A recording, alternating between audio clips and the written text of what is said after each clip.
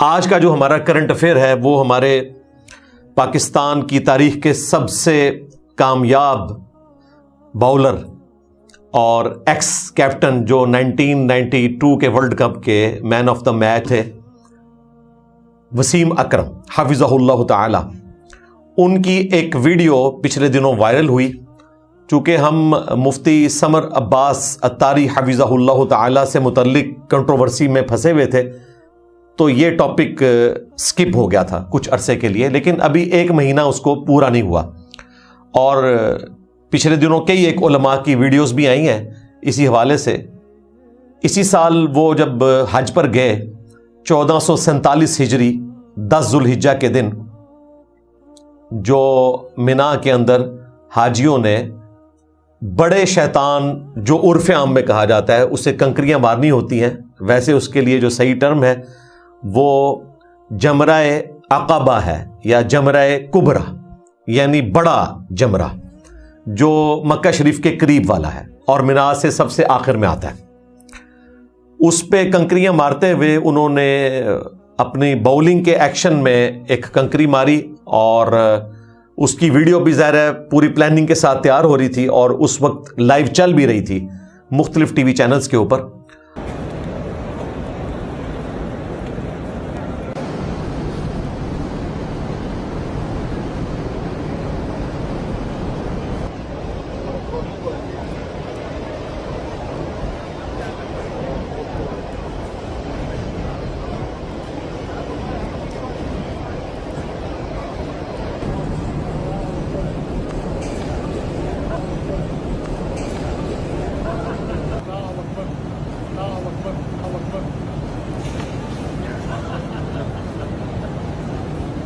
اور پھر اس کا اینڈ رزلٹ وہی نکلا کہ لوگوں نے ان کے اوپر توہین مذہب کے حوالے سے بھی گفتگو کرنا شروع کر دی۔ وہ ایک خیر ایکسٹریم والا معاملہ ہے، لیکن یہ بالکل حقیقت ہے کہ جمرات کی جو ایکٹیویٹی ہے یہ حج کے بڑے ارکان جو ہیں ان میں سے ایک رکن ہے، اور جمرہ بیسیکلی اللہ تعالی کے شاعر اللہ میں داخل ہے۔ اس کا تعلق شیطان کے ساتھ بعد میں ہوا ہے، وہ انشاءاللہ تعالی آج میں پوری اس کی ہسٹری بتاؤں گا صحیح الاسناد احادیث کی روشنی میں انشاءاللہ تعالی۔ ماضی میں اس قسم کے کئی واقعات پہلے بھی رپورٹ ہوئے ہیں۔ ہر سال ہم دیکھتے ہیں کہ لوگ شیطان جس کو وہ کہتے ہیں یعنی کہ جمرے کے اوپر جب وہ کنکر برسا رہے ہوتے ہیں، کوئی اپنی جوتیاں اتار کے پھینکتا ہے، کسی کے ہاتھ میں اگر کوئی پانی والی بوٹل ہے تو وہ پیچھے سے بھاگتا ہوا آتا ہے اور اس کے اوپر پھینکتا ہے۔ یہ ایکٹیویٹی پہلے بھی ہوتی تھی لیکن کبھی اس طرح ہائی لائٹ نہیں ہوئی، کیونکہ اتنی بڑی سیلیبریٹی کی طرف سے تو پہلے کوئی اس قسم کی ایکٹیویٹی نہیں ہوئی تھی، اور لوگ یہ ایکسپیکٹ بھی نہیں کرتے کہ وسیم اکرم جیسی پرسنالٹی جو ایک پڑھے لکھے انسان ہیں اور انہیں پتہ ہے کہ ان کا کوئی بھی ایکشن پوری دنیا میں کس طریقے سے دیکھا جائے گا۔ ہمیں بڑی خوشی ہے کہ وہ حج پہ گئے، ساتھ مصباح الحق بھی تھے اور باقی لوگ بھی تھے، اس کی وجہ سے ایک موٹیویشن ہوئی ہے باقی لوگوں کو کہ وہ بھی چلیں اپنی ریٹائرمنٹ کے بعد ہی صحیح لیکن اپنی مصروفیت میں سے کچھ وقت نکال کے اس فرض کو پورا کریں۔ اس اعتبار سے تو میں اپریشیٹ کرتا ہوں، اور مجھے اس پہ بھی کوئی اعتراض نہیں ہے کہ اگر کوئی اس کو دعوت کا ذریعہ بناتے ہوئے کوئی ویڈیو بھی بنا لیتا ہے، اس کا اور اس کے رب کا معاملہ ہے۔ میں اپنے لیے تو پسند نہیں کرتا کہ میں اس قسم کا کوئی کام کروں، لیکن جو کوئی کر رہا ہے ہم اس کے اوپر کوئی ریاکاری کا فتویٰ بھی نہیں لگاتے۔ پہلے بھی اس طرح کی ایکٹیویٹیز ہوتی تھیں لیکن وہ ہائی لائٹ نہیں ہوتی تھی۔ وسیم اکرم چونکہ ایک بڑی پرسنالٹی ہیں، وہ ہائی لائٹ ہوئی اور پھر اس میں مختلف طریقے سے لوگوں نے اپنے رنگ بھرنے شروع کر دیے۔ بعض لوگوں نے جمرات کی اس ایکٹیویٹی کا مذاق اڑانا شروع کر دیا کہ یہ کیا ہے، سامنے تو فزیکلی کوئی چیز نہیں ہے، نہ کوئی شیطان کا مجسمہ ہے، ایک پتھر سا ہے جس کو لوگ پاگلوں کی طرح نعوذ باللہ من ذالک، یعنی جس طرح لوگ سوچتے ہیں جو نان مسلم ہیں یا جو اس قسم کے لوگ ہیں جو دین سے برگشتہ ہیں۔ تو یہ ایکٹیویٹی جب سامنے آئی ہے تو پھر مختلف اعتبار سے لوگوں نے اپنے کمنٹس پاس کرنا شروع کر دیے۔ مذہبی طبقے میں بھی 2 طرح کے لوگ تھے، ایک وہ تھے جو اسٹرکٹلی خلاف ہوئے کہ جی یہ بہت بڑی کوئی توہین ہو گئی ہے۔ جو عقل مند لوگ تھے انہوں نے کہا کہ یہ نامناسب چیز ہے، ان کو ایسا کرنا نہیں چاہیے تھا، لیکن ان کی کوئی توہین کی نیت نہیں تھی۔ انہوں نے ایک اپنا باؤلنگ کا انداز اپنایا اور انہیں سمجھا کہ میں اس طریقے سے بھی ایکٹیویٹی پرفارم کر سکتا ہوں، جو کہ ظاہر ہے کہ بالکل غلط ہے۔ کل کو کوئی فٹ بالر جائے گا تو وہ کنکری جو اپنے پاؤں پہ پھینک کے اور وہ ایکشن کے ساتھ اس کو اس طریقے سے کنکری پھینکنے کی کوشش کرے گا، ہر کوئی اپنے اعتبار سے کرے گا. اور حج کی ایکٹیویٹیز میں تو ہمیں شاید یہ اتنی بری نہ لگ رہی ہو عام لوگوں کو، لیکن اگر آپ دیکھیں کہ کوئی نماز پڑھتے ہوئے اس قسم کی حرکت کرے، یعنی رفع الیدین کرتے ہوئے نماز سٹارٹ کرتے وقت اگر کوئی یوں کرنا شروع کر دے اور کہے کہ میں نماز کے لیے رفع الیدین ہی کر رہا ہوں، تو لوگ کہیں گے یار یہ تو نماز کا مذاق ہے. اس کو آپ ایکسٹراپولیٹ کریں، اس اعتبار سے دیکھا جائے تو واقعتاً ان کو اس طریقے سے ایکٹیویٹی پرفارم نہیں کرنی چاہیے تھی، لیکن توہین کی نیت نہیں تھی، ایک نامناسب چیز ان سے ہوئی اور پبلکلی ان کو چاہیے کہ اس کے اوپر معذرت کریں، کیونکہ یہ چیز پبلکلی سامنے آئی ہے. اگر یہ سب کے سامنے نہ ہوتی تو ہم کہتے ہیں ٹھیک ہے ان کا اور ان کے رب کا معاملہ ہے، چونکہ ایک بڑی پرسنالٹی ہے، ہم ان سے ایکسپیکٹ کرتے ہیں کہ وہ سامنے آئیں اور اس کے اوپر اپنی کلیریفیکیشن دیں کہ میری کوئی اس طرح کی نیت نہیں تھی. ایون وہاں جو لوگ کھڑے ہوئے تھے سیکیورٹی کے اوپر وہ بھی ساتھ مسکرا رہے تھے، انہوں نے بھی اس کو کوئی توہین مذہب یا توہین شیطان انورٹڈ کاماز میں شمار نہیں کیا. لیکن ایک مذہب کے پوائنٹ آف ویو سے دیکھا جائے تو مذہب کی جو ایکٹیویٹیز ہیں ان کو اس حوالے سے اس طریقے سے سیلیبریٹ کرنے کی اسلام میں کوئی اجازت نہیں ہے. اس اعتبار سے میں سمجھتا ہوں کہ ان کو اپنی کلیریفیکیشن اور رجوع ریکارڈ کروانا چاہیے. باقی رہا معاملہ کہ کوئی توہین مذہب ہو گیا ہے یا 295A کا کوئی مسئلہ بن جاتا ہے تو یہ نان سینس باتیں ہیں. اور میں یہاں پر عرض کروں گا خصوصاً جو پڑھا لکھا طبقہ ہے اور وہ طبقہ جسے لوگ فالو کرتے ہیں، جس طرح وسیم اکرم صاحب جیسی پرسنالٹیز ہیں، یہ سیلیبریٹیز ہیں، ان کو چاہیے کہ جب بھی اس قسم کی کوئی ایکٹیویٹی پرفارم کرنے لگیں تو اس کا باقاعدہ علم حاصل کریں. میں اکثر اپنے قریبی لوگوں سے کہتا ہوں کہ نماز جو ہم روزانہ 5 دفعہ پڑھتے ہیں اس میں کئی ایک غلطیاں ہوتی ہیں جو انسان پوری زندگی لرن کرتا رہتا ہے. اور حج اور عمرہ یہ تو ایسی ایکٹیویٹیز ہیں جو زیادہ تر مسلمانوں نے زندگی میں کرنی ہی ایک دفعہ ہوتی ہے، تو اس کو تو سیکھنے کی زیادہ ضرورت ہے. جو آپ روزانہ 5 دفعہ کام کرتے ہیں پوری زندگی اس کو سیکھتے رہتے ہیں، اور جو آپ نے کام ہی ایک دفعہ کرنا ہے تو غلطی کی گنجائش نشتہ، آپ کو سیکھ کے جانا چاہیے اور آپ کو اس عبادت کے حوالے سے سیریس ہونا چاہیے. تو صرف یہ ویڈیو ہماری آج کی وسیم اکرم صاحب حفظہ اللہ تعالیٰ کے لیے نہیں ہے، باقی ان تمام مسلمانوں کے لیے ہے جن کی سینکڑوں ویڈیوز کئی سالوں سے ہم دیکھ رہے ہیں. کوئی جوتی پھینک رہا ہے، کوئی بوٹل پھینک رہا ہے، اور کئی ایسے لوگ ہیں جو دور سے بھاگتے ہوئے آتے ہیں اور وہ پتھر مارتے ہیں اور پھر ساتھ اس پتھر کے ساتھ گفتگو بھی کرنا شروع کر دیتے ہیں جو سامنے ایک سمبل کے طور پہ ہے. وہ سمجھتے ہیں شاید یہ شیطان کا کوئی مجسمہ بنا ہوا ہے نعوذ باللہ من ذالک، جس سے میں نے ڈائریکٹ گفتگو کرنی ہے. بعض لوگ گالی گلوچ تک اتر آتے ہیں. اس قسم کی ایکٹیویٹیز پہلے بھی رپورٹ ہوتی ہیں. تو میں اس شر میں سے یہ خیر سمجھتا ہوں کہ وسیم اکرم صاحب سے جو مس ہینڈلنگ ہوئی اس کی وجہ سے ہمیں موقع مل گیا کہ ہم لوگوں کو صحیح بات بتائیں، پلس مستقبل میں عام مسلمان بھی اس قسم کی حرکت نہ کریں جو ماضی میں وہ کرتے رہے ہیں. اور آج تک کبھی اس کو ٹاپک نہیں بنایا گیا تھا اس طریقے سے، وسیم اکرم صاحب کی وجہ سے یہ ٹاپک بن گیا. اور انشاءاللہ تعالی آج میں جس طرح اس کو ایلیبوریٹ کروں گا وہ جمرات کی ہسٹری. جمرہ جو ورڈ ہے عربی زبان میں کہتے ہیں دہتے ہوئے کوئلے کو، یعنی ایسا کوئلہ جو ہلکا سا سلگ رہا ہو اور کسی بھی وقت اس میں آگ پڑ سکتی ہو، اس کو کہتے ہیں جمرہ. اور جمرہ کی جو جمع ہے وہ جمار ہے، اور ویسے جمرات بھی استعمال کیا جاتا ہے جمع کے طور پر ہم اپنی اردو زبان کے اندر. 3 جمرے ہیں جن کے اوپر آپ نے رمی کرنی ہے. ایک جمرہ کبرا ہے جو منا سے سب سے آخر میں آتا ہے اور کعبہ شریف والی سائڈ سے آئیں تو وہاں سے پہلے نمبر پہ ہے، اسے جمرہ عقبہ بھی کہا جاتا ہے. دوسرا جمرہ درمیان والا ہے، اسے جمرہ وسطیٰ کہا جاتا ہے. وسطیٰ کا مطلب یہ درمیان والا. اور تیسرا جو جمرہ ہے وہ صغرا ہے، چھوٹے والا جمرہ، اسے جمرہ دنیا بھی کہا جاتا ہے. دنیا کہتے ہیں قریب کی چیز. آپ دیکھ لیں دنیا قریب کی چیز ہے، ختم ہو جانی ہے. دور کی چیز جس کو ہم ابھی دیکھ نہیں رہے، اصل زندگی وہ بننے والی ہے. تو جمرہ دنیا اس کو کہا جاتا ہے. وہ نبی الاسلام کے جو خیمہ مبارک کے قریب والا جمرہ جہاں آج کل مسجد خائف بن گئی ہوئی ہے، وہاں پر نبی الاسلام کا جو خیمہ لگایا گیا تھا جب آپ حجۃ الوداع کے لیے تشریف لے گئے تھے. تو یہ 3 جمرے ہیں، جمرہ کبرا بڑے والا، وسطیٰ درمیان والا، اور صغرا سب سے چھوٹے والا. یعنی منا کی طرف سے آپ آئیں گے تو پہلے چھوٹا آتا ہے، پھر درمیان والا اور پھر بڑا. اور اگر کعبہ شریف کی طرف سے ہیں، ویسے وہاں سے تو آنا نہیں ہوتا، لیکن عام دنوں میں جب لوگ سیر کے لیے لے جاتے ہیں، عام دنوں میں تو وہاں پہ کوئی رش نہیں ہوتا. اس لیے میرا یہ مشورہ ہے جو لوگ عمرے پر جائیں ٹیکسی والوں کو تھوڑا سا کرایہ دیں، ان کو کہیں کہ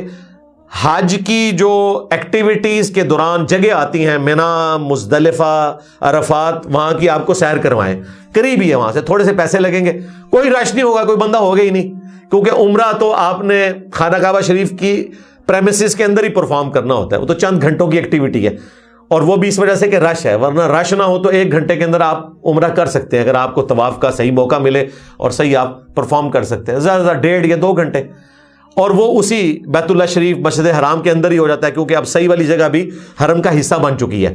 لیکن حج کی ایکٹیویٹیز جو ہیں وہ ظاہر ہے وہاں سے آپ کو 7 کلومیٹر دور جو ہے وہ عرفات ہے، جو بالکل ایج کے اوپر ہے، اور پھر راستے میں مزدلفہ آتا ہے، اور پھر سٹارٹ میں منا آتا ہے، وہاں آپ ضرور جائیں تاکہ آپ کو ایک دفعہ چیزوں کا آئیڈیا ہو جائے۔ اب آ جائیں جی اس کی ہسٹری کے پوائنٹ آف ویو سے، جو حدیث ہے وہ صحیح مسلم اور سنن ابی داؤد کے اندر یہ حدیث موجود ہے، اور اس حدیث کے راوی ہیں سیدنا ابو طفیل عامر بن واصلہ رضی اللہ تعالیٰ عنہ علیہ السلام، المتوفی 110 ہجری۔ ان کا سن وفات میں نے اس لیے بتایا کہ اس صحابی کا نام ہر مسلمان کو پتہ ہونا چاہیے۔ ابو طفیل عامر بن واصلہ کی عمر 8 سال تھی جب انہوں نے اسلام قبول کیا، اور نبی علیہ السلام کے ساتھ انہوں نے حج بھی کیا، اور یہ وہ صحابی ہیں جو نبی علیہ السلام کے ساتھیوں میں سب سے اینڈ پہ فوت ہوئے ہیں 110 ہجری میں۔ اندازہ کریں، یعنی حضور کی وفات کے بعد یہ 100 سال تک زندہ رہے ہیں، اور محدثین کا اتفاق ہے، ایون امام مسلم نے بھی اس چیز کو اشارتاً ذکر کیا ہے کہ ابو طفیل عامر بن واصلہ کے بعد اگر کوئی شخص دنیا میں دعویٰ کرے کہ وہ صحابی رسول ہے تو وہ کذاب ہے، یہ ایگریڈ اپان ہے کہ یہ آخری بندہ ہے جو دنیا سے گیا ہے، اور نبی علیہ السلام کی وہ پیش گوئی پوری ہوئی جو صحیح بخاری اور صحیح مسلم دونوں میں موجود ہے۔ نبی علیہ السلام نے اپنی وفات سے 1 مہینہ پہلے ایک خطبہ دیا جس میں آپ علیہ السلام نے یہ ارشاد فرمایا اور باتوں کے ساتھ کہ اس وقت جو بھی روئے عرض پہ زندہ ہے 100 سال نہیں گزریں گے کہ قیامت آ جائے گی۔ اور عبداللہ ابن عمر کا قول اس کے ساتھ موجود ہے کہ نبی علیہ السلام یہ بتا رہے تھے کہ 100 سال کے اندر اندر صحابہ کرام کا قرن جو ہے نا وہ ختم ہو جائے گا، یعنی ایکسٹریم تک اگر گیا تو 100 سال، قرن کہتے ہیں زمانے کو، یعنی صحابہ کا زمانہ 100 سال کے اندر اندر ختم ہو جائے گا، یعنی اس وقت پلانٹ ارتھ پہ جتنے لوگ موجود ہیں یہ سب کے سب مر جائیں گے، نئی جنریشن سٹارٹ ہو جائے گی۔ اور اسی کو بعض اوقات نان مسلم اٹھاتے ہیں کہ تمہارے پیغمبر نے کہا کہ 100 سال کے اندر قیامت آ جائے گی۔ بھئی عبداللہ ابن عمر نے اسی وقت بتا دیا، حالانکہ انہوں نے 100 سال پورے نہیں دیکھے، وہ 74 ہجری میں فوت ہوئے ہیں، لیکن وہ بتا رہے ہیں کہ نبی علیہ السلام یہ بتا رہے تھے کہ جو اس وقت دنیا میں موجود ہے ان پہ قیامت قائم ہو جائے گی، یہ نہیں ہے کہ وہ بڑی قیامت آ جائے گی، یعنی ان کی قیامت۔ تو بخاری مسلم میں یہ احادیث بھی موجود ہیں جن کا مفہوم یوں بنتا ہے کہ جو شخص مر گیا اس کے لیے قیامت قائم ہوگی، یعنی اس کی آخرت کی زندگی تو شروع ہوگی نا۔ تو بخاری اور مسلم کی اس حدیث کے تحت 100 سال کے اندر صحابہ کرام کا زمانہ ختم ہونا تھا، اور وہی ہوا۔ ابو طفیل عامر بن واصلہ فوت ہوئے 110 ہجری میں، لمبی عمر پائی انہوں نے، اور ابو طفیل عامر بن واصلہ کی اکثر احادیث صحابہ کرام سے ہی روایت ہوئی بھی ہیں، کیونکہ یہ جونیئر صحابی تھے، ان کو تو زیادہ تر چیزیں نہیں پتہ تھی، ایون یہ اس بات سے بھی عار محسوس نہیں کرتے تھے کہ کسی تابعی سے روایت کریں، کوئی ایسا سینئر تابعی جس نے کسی سینئر صحابی کی صحبت کی ہو تو اس سے بھی یہ حدیث کو روایت کر لیتے تھے۔ اور ابو طفیل عامر بن واصلہ رضی اللہ تعالیٰ عنہ جنگ جمل، صفین، نہروان تینوں جنگوں میں مولا علی کے ساتھ تھے۔ ان کو شیعان علی میں شمار کیا جاتا ہے، اہل تشیع اہل سنت دونوں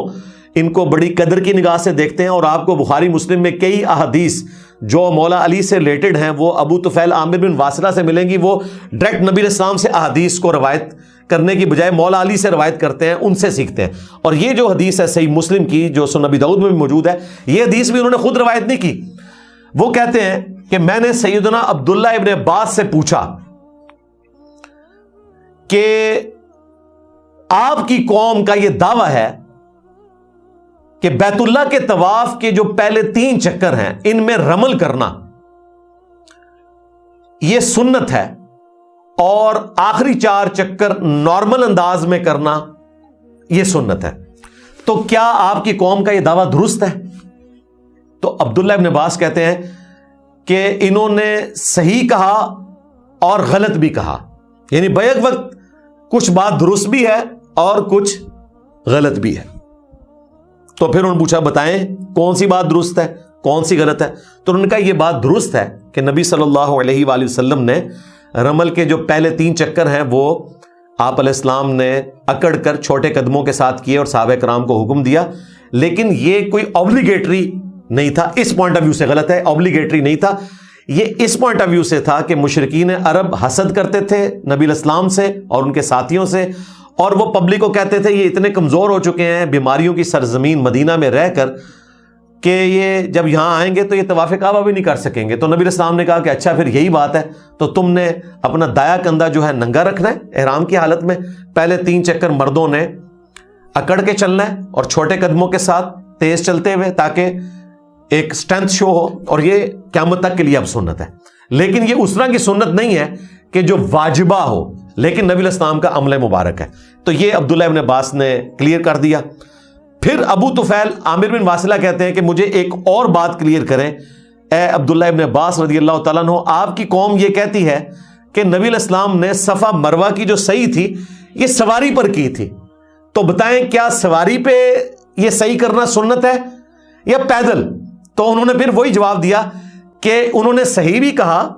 اور غلط بھی کہا۔ اچھا یہی بات ہوتی ہے، شکر ہے عبداللہ ابن عباس آج کے زمانے کے نہیں تھے، ورنہ ان کا کلپ کٹ جاتا کہ یار یہ کیا ہوا ہے، ایک بات بیک وقت صحیح بھی ہے اور غلط بھی ہے۔ یہ ہو سکتا ہے جزوی طور پہ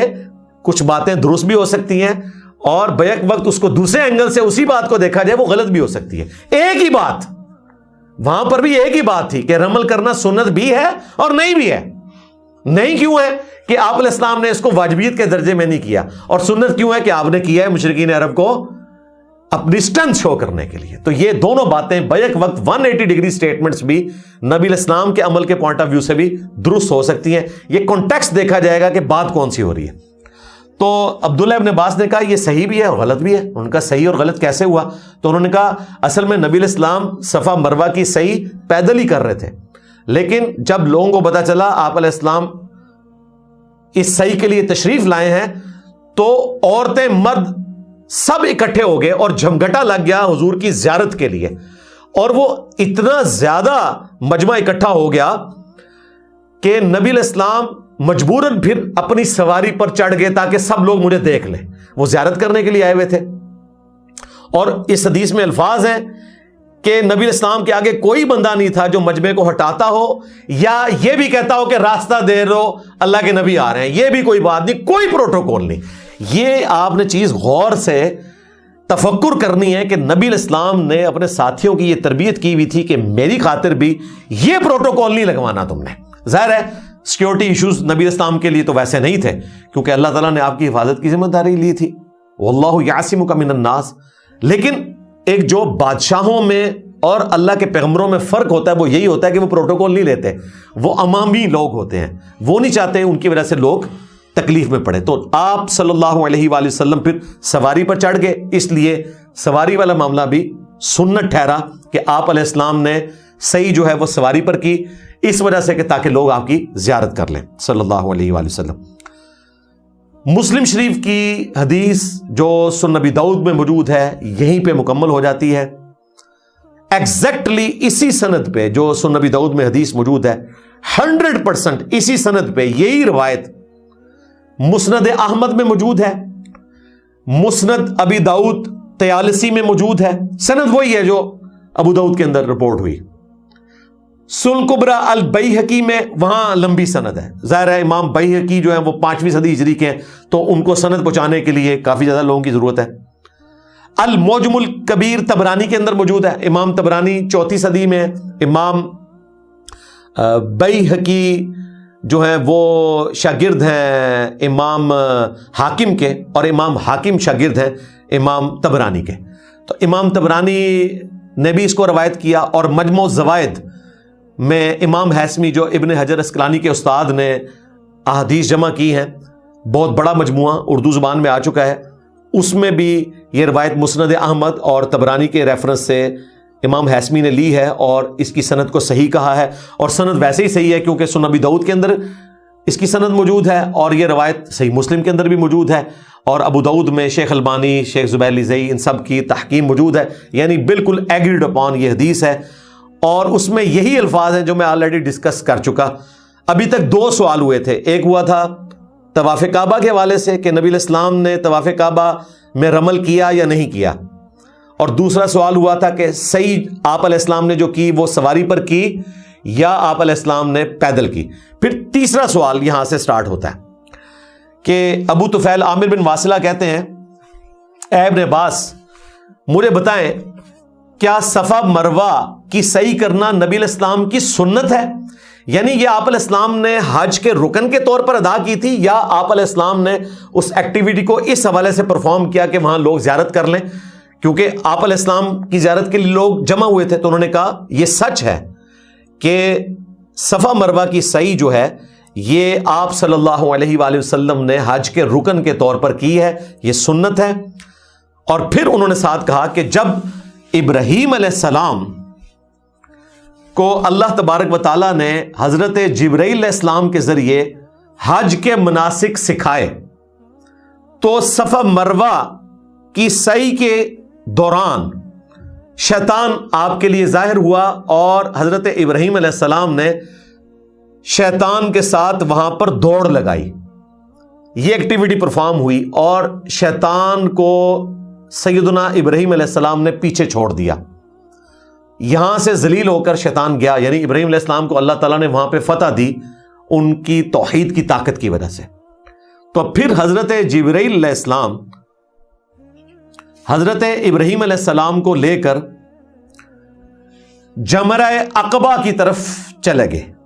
جو بڑا جمرہ ہے، جمرہ کبریٰ، اور پیدل آلموسٹ وہاں آپ سمجھ لیں 35-40 منٹ لگ جاتے ہیں۔ ہم تو پیدل ہی آئے تھے، جب بیت اللہ شریف آئے تھے وہاں سے، تو اتنا ٹائم لگ جاتا ہے۔ اور سورۃ البقرہ میں بھی باقاعدہ اشارتاً اس کا ذکر موجود ہے کہ حضرت ابراہیم علیہ السلام نے دعا کی تھی، وَأَرِنَا مَنَاسِكَنَا وَتُبْ عَلَيْنَا إِنَّكَ أَنْتَ التَّوَّابُ الرَّحِيمُ، کہ اے اللہ ہمیں مناسک حج جو ہے یہ سکھا دے اور ہماری طرف رجوع فرما، بے شک تو توبہ قبول فرمانے والا، رحم فرمانے والا ہے، رجوع فرمانے والا ہے۔ جب جمرہ عقبہ پر پہنچے تو جمرہ عقبہ پہلے ہی موجود تھا، شیطان وہاں بعد میں آیا، اور وہاں پر کس لیے گئے؟ اپنے بیٹے اسماعیل کی قربانی کے لیے۔ قربانی کے لیے جب وہاں پہ پہنچے تو جمرہ عقبہ کے پاس شیطان ظاہر ہوا اور اس نے حضرت ابراہیم علیہ السلام کو اس عمل سے روکنے کی کوشش کی۔ حدیث کے الفاظ ہیں، حضرت ابراہیم علیہ السلام نے اللہ اکبر پڑھ کے 7 دفعہ 7 کنکریاں ماری شیطان کو، تو شیطان وہاں سے دور بھاگ گیا۔ یہ بیسیکلی ٹریننگ ہو رہی تھی۔ تو یہ الفاظ بتا رہے ہیں کہ شیطان کے ظاہر ہونے سے پہلے وہاں جمرہ موجود تھا، لہذا یہ جمرہ جو ہے یہ کوئی مجسمہ نہیں ہے شیطان کا۔ شیطان جب وہاں نہیں آیا تھا، وہاں پر جمرہ پہلے موجود تھا۔ یہ اللہ کی نشانیوں میں سے ایک نشانی ہے، جس طرح کہ صفا اور مروہ کی پہاڑیاں ہیں، حجر اسود ہے، خانہ کعبہ شریف ہے، اور ہمارے محبوب صلی اللہ علیہ وآلہ وسلم کی قبر مبارک اللہ کے شعائر اللہ میں سے ایک بڑی نشانی ہے۔ یہ جمرہ وہاں پہ موجود تھا۔ پھر حضرت ابراہیم علیہ السلام جمرہ وسطیٰ کی طرف آئے اور وہاں پہ سیدنا اسماعیل علیہ السلام کو ماتھے کے بل لٹایا۔ پھر شیطان آ گیا درمیان والے جمرے کے پاس، پھر انہوں نے 7 کنکریاں اللہ اکبر کہہ کے ماری، ہر کنکری کے ساتھ اللہ اکبر، وہ غائب ہو گیا۔ اور یہ جو حصہ ہے سورہ الصافات میں آیا، فَلَمَّا أَسْلَمَا وَتَلَّهُ لِلْجَبِينِ، جب دونوں نے سر تسلیم خم کیا، یعنی حضرت ابراہیم اور اسماعیل علیہ السلام نے، اور انہوں نے اپنے بیٹے کو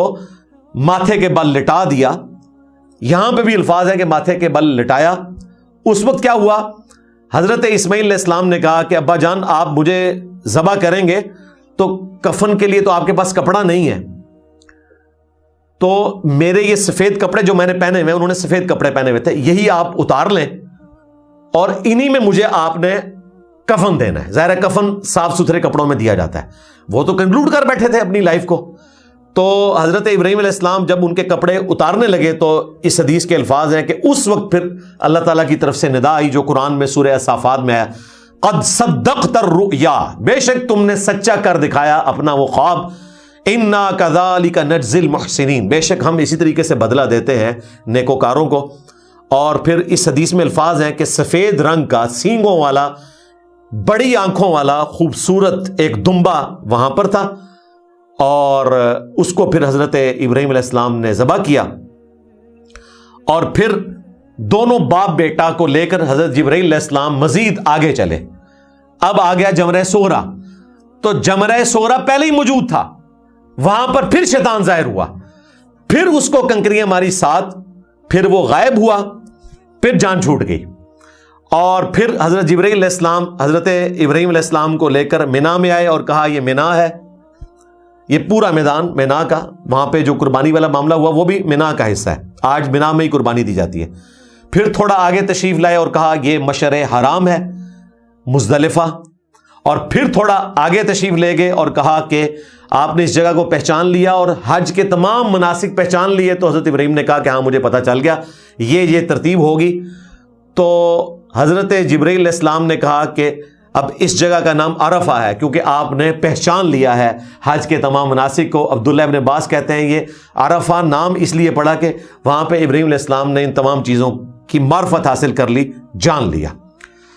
پھر اس کے بعد حضرت ابن عباس کہتے ہیں کہ تم جانتے ہو کہ تلبیہ کا آغاز کیسے ہوا؟ وہاں پر پھر سیدنا ابراہیم علیہ السلام کو اللہ تعالیٰ نے وحی کے ذریعے بتایا